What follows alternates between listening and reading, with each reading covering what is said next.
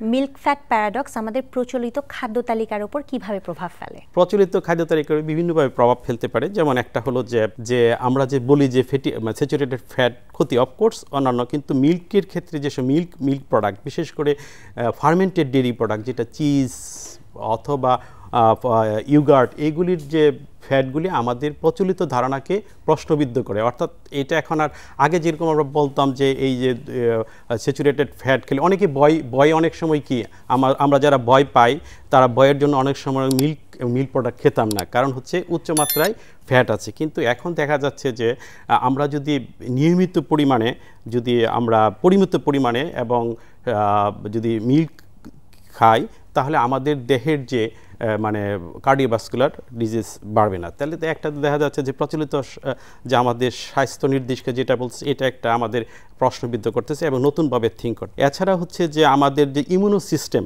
আমাদের রোগ প্রতিরোধ ক্ষমতাও বৃদ্ধি পাচ্ছে।